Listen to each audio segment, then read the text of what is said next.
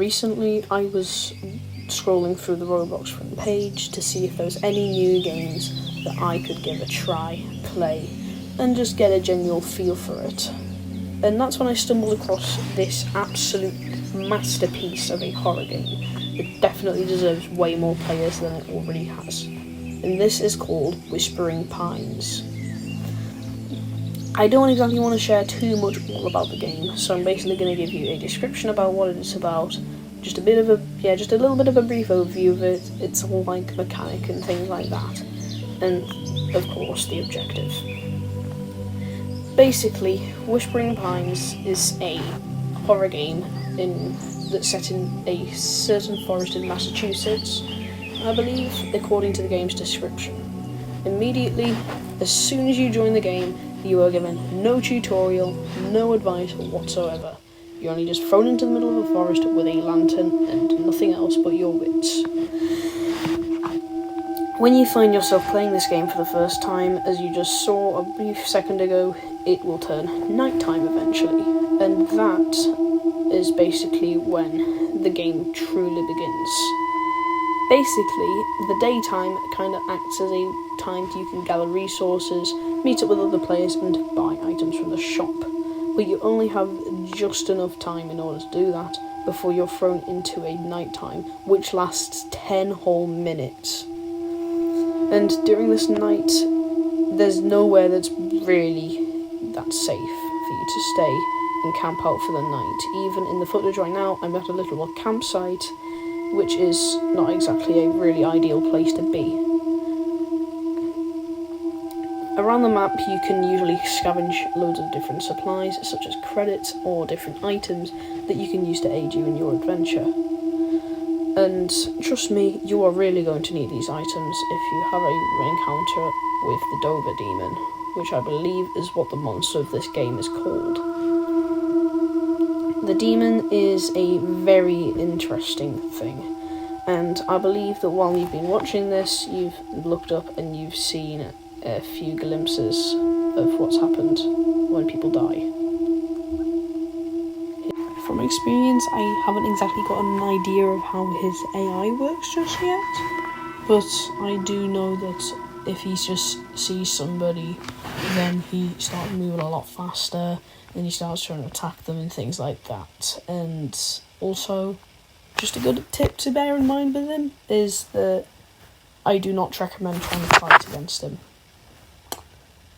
Oh, and here is our first encounter with the demon.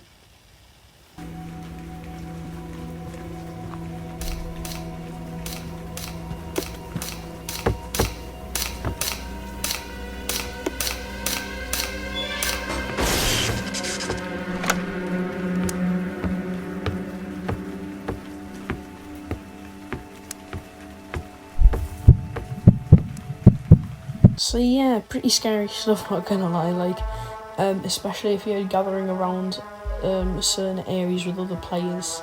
I do not recommend or advise doing such stuff. And because the Dover Demon, he kind of likes to gather around the watchtowers. And there's what happens to you if he ends up spotting you. So I recommend heavily, if you ever see the demon, you try and run away as fast as you can and try your best not to get stuck on anything like I did there. If you ever do, there's a few items that you can use as well if you're ever feeling like that you need to use them, such as the med kit, which obviously heals you, the Coca-Cola, not a clue, actually yeah, that just helps you with stamina. The Bloxy is apparently different or something, I don't know, just bear that in mind. And yeah, I'll just let you figure out what the rest of them do. Now, a few suggestions that the three things actually that I really like about this game, actually, now that I think about it, is that it encourages you to stay in a group with other survivors, because, apes together strong, and also you will have much less of a hard time attempting to protect yourself, or you'll also have lots of low.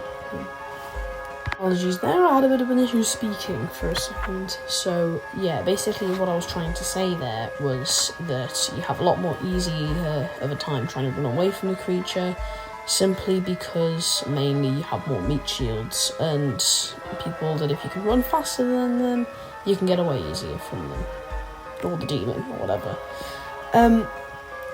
Now, the bit that I quite like as well, another thing I quite like about this game is that there's never truly a safe location from the demon, and that's mainly because, like, there's always a way that they can get there.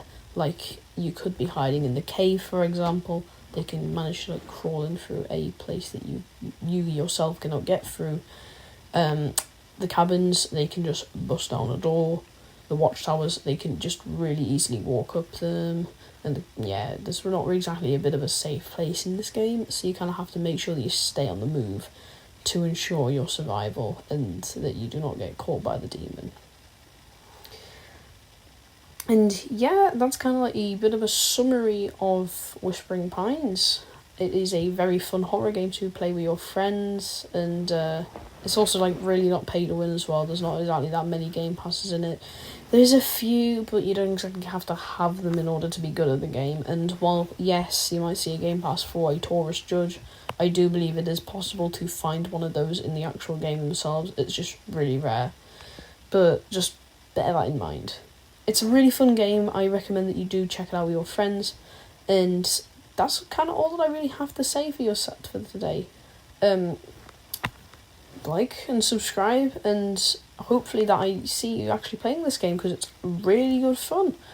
It definitely deserves a lot more plays than usual. That's kind of like the last thing I really need to add.